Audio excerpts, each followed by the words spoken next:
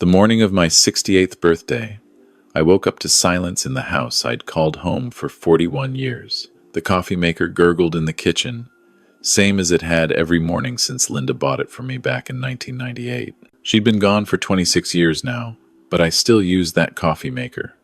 Still slept on my side of the bed. Still kept her reading glasses on the nightstand even though the prescription was 3 decades out of date. I poured myself a cup and sat at the kitchen table, looking at the wall of photographs.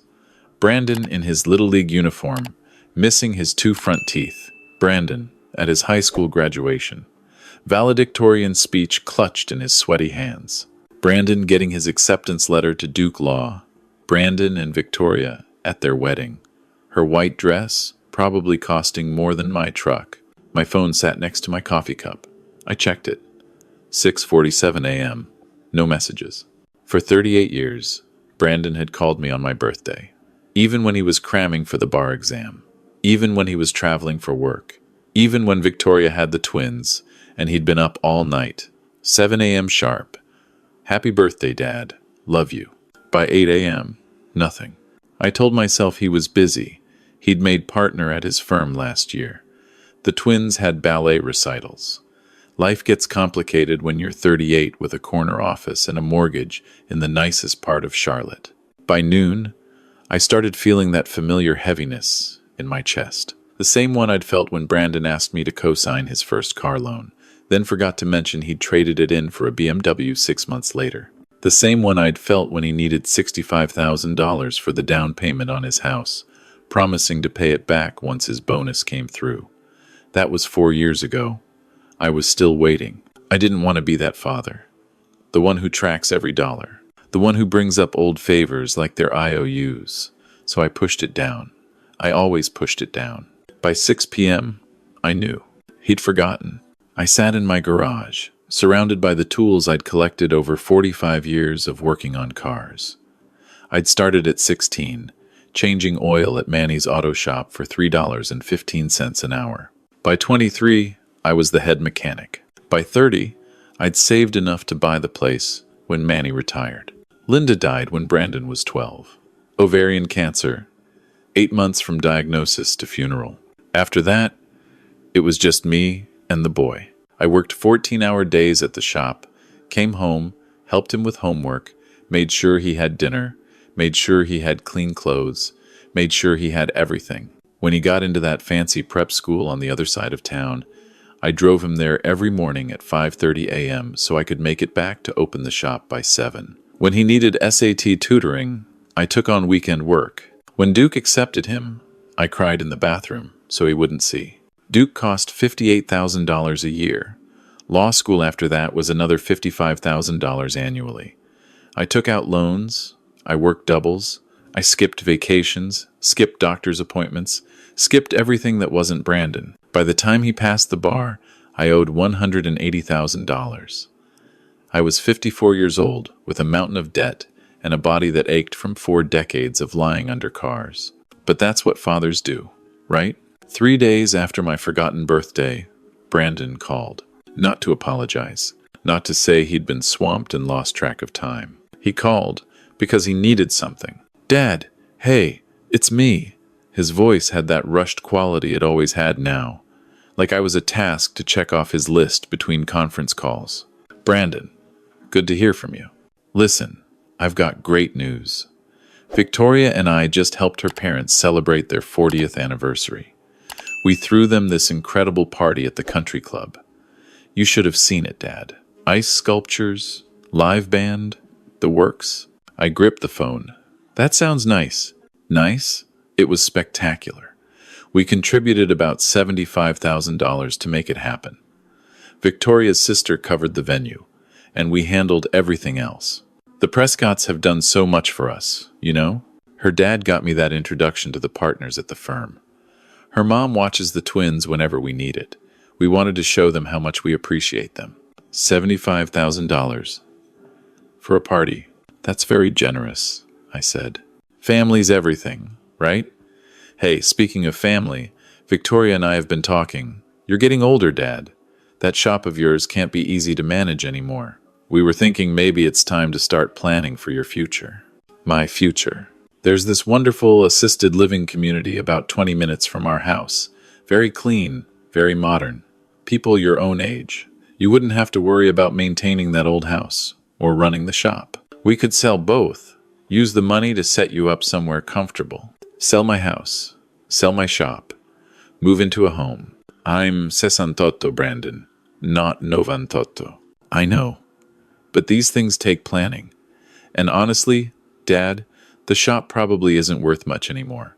Small auto repair places are dying out. Better to sell now while you can still get something for it. I almost laughed. Small auto repair place. That's what he thought. What Brandon didn't know, what I'd never told him, was that Manny's auto shop hadn't been a single location for 15 years. After I paid off his law school debt, I'd started expanding. Quietly, carefully, I bought the struggling shop 2 towns over, then another, then another. By the time Brandon made partner, I owned 7 locations across 3 counties. I'd hired managers, built systems, turned a one-man operation into a regional chain. The business was worth $3.2 million, but I'd never told Brandon. Never drove a fancy car, never moved to a bigger house. I'd kept living the same way I always had because I wanted him to build his own success, not wait around for mine. I wanted him to earn something, to struggle a little, to understand what it meant to work for what you have. Instead, I'd raised a man who spent $75,000 on his in-laws' anniversary party while forgetting his own father's birthday. A man who saw me as an aging liability to be managed, not a parent to be loved. I'll think about it, I told him. Great. Victoria's parents are actually coming to dinner this weekend. Big family thing. You should come. What time? Saturday. 6 p.m. The Prescotts are so excited to see everyone. I'll check my schedule. He hung up without saying goodbye. I sat in my garage for a long time after that, looking at the tools, looking at the photographs on the wall. Linda smiling at our wedding. Brandon taking his first steps. Me holding him at the hospital the day he was born, terrified and proud, and so full of hope. Where had that boy gone? The following Monday, I called my lawyer, Rachel Chen. She'd handled my business acquisitions for a decade. Sharp, no nonsense, exactly what I needed. Walter, what can I do for you? I need to make some changes to my will, to my estate plan, to everything. That's significant. What's prompting this? I told her. The forgotten birthday, the anniversary party, the assumption that my shop was worthless, the plan to shuffle me into assisted living. Rachel listened without interrupting. I understand, she said when I finished. But Walter, this is a big decision. Have you talked to Brandon about how you're feeling? I've tried. For years I've tried. He doesn't hear me anymore. He just sees the old mechanic who's outlived his usefulness. So what do you want to do? I want to set up trust funds for my granddaughters. $100,000 each for college. Brandon can't touch it. I want the rest of my estate split between the Cancer Foundation that tried to save Linda, the Community College Scholarship Fund, and the food bank I volunteered at for 20 years. And your business? I'm selling it, all 7 locations. I've already talked to Mitchell Automotive Group. They've been trying to buy me out for years. Walter, that's your life's work. No, Brandon was supposed to be my life's work. The business was just how I funded it. Rachel was quiet for a moment. And the house? Selling that too. I'm moving to Colorado. My brother Frank lives there. He's been asking me to come out for years. Have you told Brandon any of this? Not yet. But he'll find out soon enough. The business sold for $3.4 million, more than I'd expected. The house went for $380,000, all cash, 3-week close. I started packing immediately. I didn't tell Brandon. 2 weeks into my packing, my phone rang. Victoria's name on the screen. Walter, what's going on? Victoria's voice was sharp. Her mother drove past your house yesterday. There's a sold sign in the yard. That's right. You sold the house? Without telling us? It's my house, Victoria. But we had plans. Brandon and I were going to help you transition somewhere appropriate. I've transitioned myself somewhere appropriate. Where? Where are you going? Colorado. My brother has a place near Denver. I bought a condo out there. Colorado? Walter, that's absurd. You're almost 70 years old. You can't just move across the country on a whim. Watch me. What about the girls? They'll be devastated. When was the last time you brought the girls to see me? Victoria. Silence. I'll answer for you. Easter. 5 months ago. You stayed for 2 hours. Brandon spent most of it on his phone. The girls played with my old toys in the garage for maybe 40 minutes before you said you had to get to the Prescotts for dinner. That's not fair. We're busy. You drove 3 hours to throw a $75,000 party for your parents' anniversary. You couldn't drive 45 minutes to spend an afternoon with me. More silence. I have to go, I said. I have boxes to pack. I hung up. 20 minutes later, Brandon called. I let it go to voicemail. Dad, what the hell? Victoria just told me you sold the house. Call me back immediately. He called again. And again. 14 times that evening. I didn't answer. The voicemails evolved. First, angry. Dad, this is insane. You can't make decisions like this without consulting your family. Call me back so we can talk like adults. Then, confused. Dad, I don't understand what's happening. Did I do something wrong? Just tell me what's going on. Then, pleading. Dad, please. I'm sorry if I've been distant. Work has been crazy. But we can fix this. Just don't leave. Then desperate. Dad, the girls keep asking about you. What am I supposed to tell them? That their grandfather abandoned them?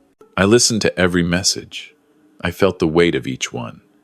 But I didn't call back. The house closed on a Thursday. I handed the keys to the realtor and drove to the airport with 2 suitcases and a box of photographs. Frank picked me up in Denver. He looked at my face and didn't ask questions.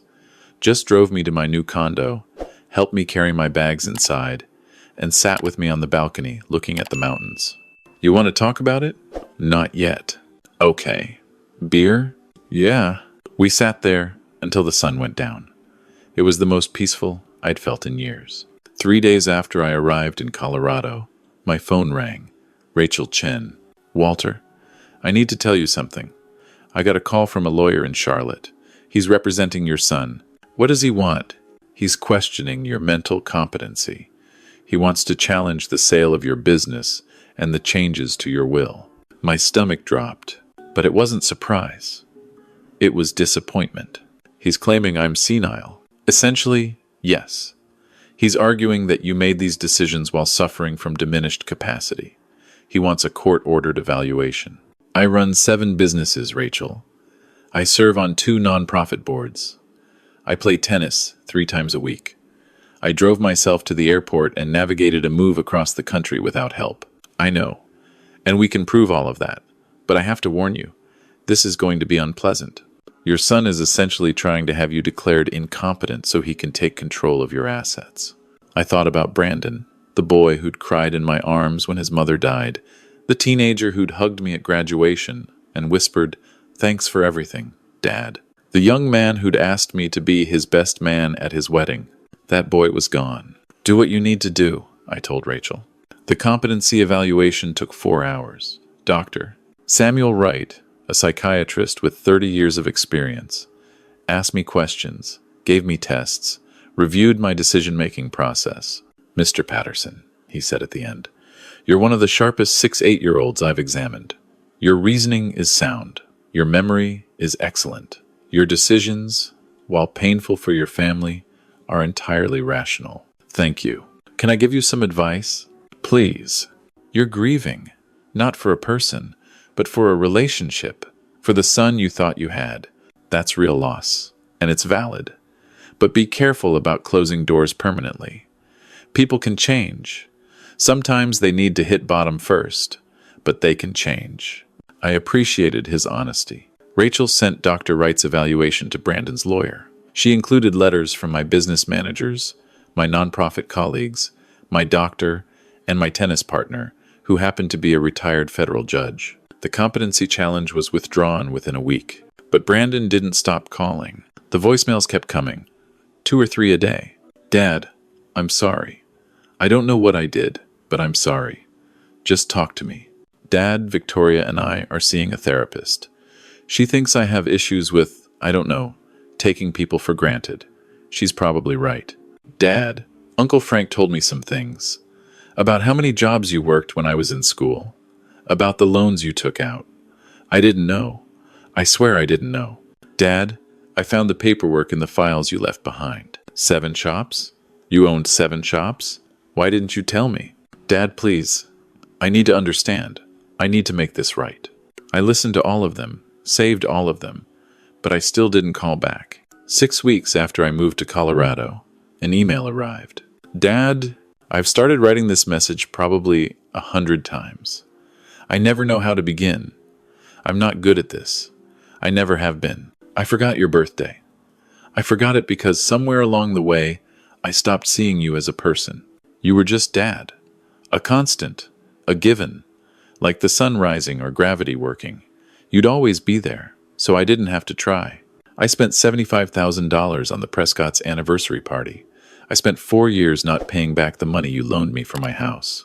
I spent decades taking and never once asking what you needed, what you wanted, how you were doing. Victoria's therapist asked me to write down every sacrifice you made for me that I could remember. I filled 6 pages, and those were just the ones I knew about. Uncle Frank told me about the woman, Mrs. Delgado, the one who used to cut my hair when I was little. He said you dated her for almost a year after Mom died. He said you really cared about her. He said you broke it off because you didn't want me to feel like I was sharing you with anyone. I never knew. You never told me. You gave up a relationship. For me. And I couldn't even remember your birthday. I'm not asking you to forgive me. I haven't earned that. But I'm asking you to let me try.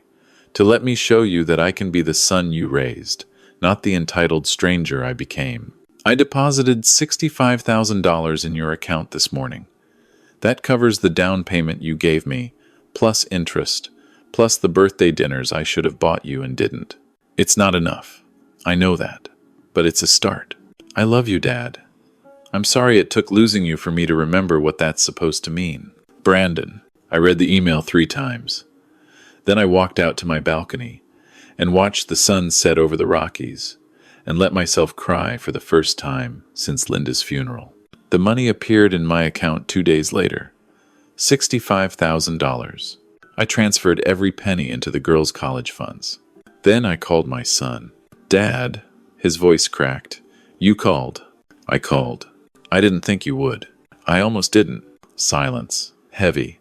Full of everything we hadn't said for years. Did you get the money? I did. Thank you. It's what I should have done years ago. Yes, it is. More silence. Dad, I know I can't fix this with 1 email and 1 check. I know that. But is there any chance at all, that we can try again? I thought about Dr. Wright's words. About doors and change and hitting bottom. I don't know, Brandon. I want to believe you mean it.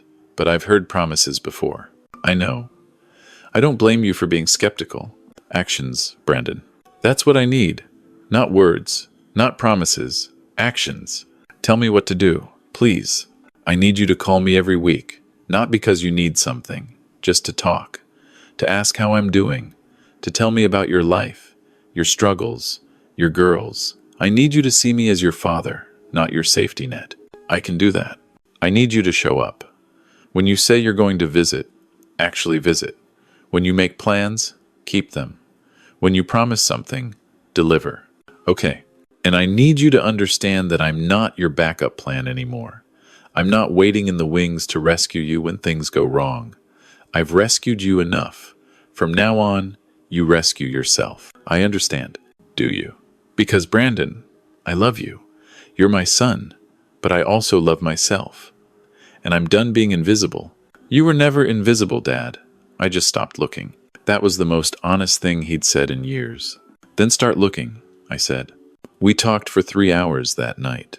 Really talked. He told me about the pressure he felt from Victoria's family, about how the Prescotts had always made him feel like he wasn't quite good enough, about how he'd spent years trying to prove himself worthy of their world while forgetting where he came from. I told him about the loneliness, about watching him drift away year by year, about feeling like I'd become a line item in his budget rather than a person in his life. It wasn't easy. We both said things that hurt, but we said them. At the end, he asked, "Do you regret it? Selling everything? Moving? All of it?" I looked at my balcony, my mountains, my new life. "No," I said. "I don't regret it at all." "Do you think you'll ever come back?" "I don't know. Maybe someday. But not for you. Only for me." "That's fair." 4 months later, Brandon, Victoria, and the girls flew to Denver. They stayed in a hotel. Boundaries. We spent 4 days together. We hiked. We visited the zoo. We had dinners. The girls loved the mountains, loved the snow, loved showing me their cartwheels in the hotel lobby. Brandon and I talked more. About Linda, about his childhood, about the mistakes we'd both made and the possibility of something different. On the last day, at the airport, Brandon hugged me. "Thank you for not giving up on me," he whispered. "I didn't give up," I said. "I gave you room to grow up." "Did it work?" I looked at him, at the effort I could see him making, at the man he was trying to become. "Ask me in a year." He laughed, a real laugh, the kind I remembered from when he was young. Fair enough. They left. I drove back to my condo, made myself dinner, sat on the balcony watching the stars come out. My phone buzzed. A text from Brandon. "Landed safe. Girls already asking when we can visit again. Christmas maybe?" I smiled. "Christmas sounds good." Another text. "I love you, Dad. I love you too, son." And I meant it. But I also meant what I'd told him. Actions, not words. The will stayed unchanged. The business was sold. My life in Colorado was real. But the door was open. Just enough. If Brandon kept showing up, kept trying, kept being the son I'd raised instead of the stranger he'd become, maybe that would be enough. And if he didn't, I'd still be okay. Because for the first time in 38 years, I was living for myself. That, I'd learned, was the lesson that mattered most. Some people say I was too harsh, that I should have forgiven immediately, taken him back without conditions, been the bigger person. But I'd been the bigger person for almost 4 decades. I'd given and sacrificed and worked and supported.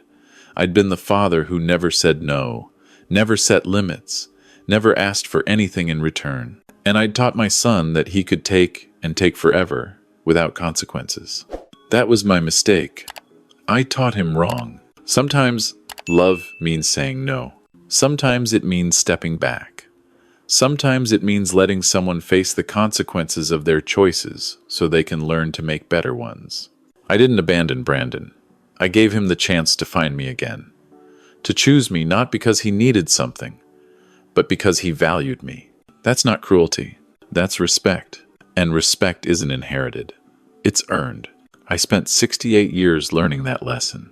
It was time my son learned it too. The mountains were purple and gold in the fading light. My phone was quiet.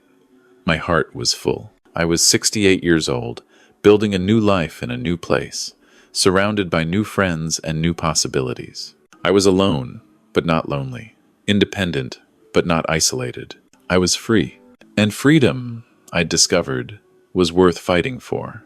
Even when the fight was with the person you loved most. Even when winning felt like losing. Even when the only way forward was to let go. I finished my coffee, put my phone down, and watched the last light fade from the sky. Tomorrow, I'd call the girls for our weekly video chat. I'd hear about their ballet class and their homework, and whatever cartoon they were obsessed with this week. And maybe, slowly, call by call, visit by visit, my son would remember who he used to be. Or maybe he wouldn't. Either way, I'd be okay. Because I'd finally learned to be okay on my own. And that was something no one could ever take from me. Not anymore.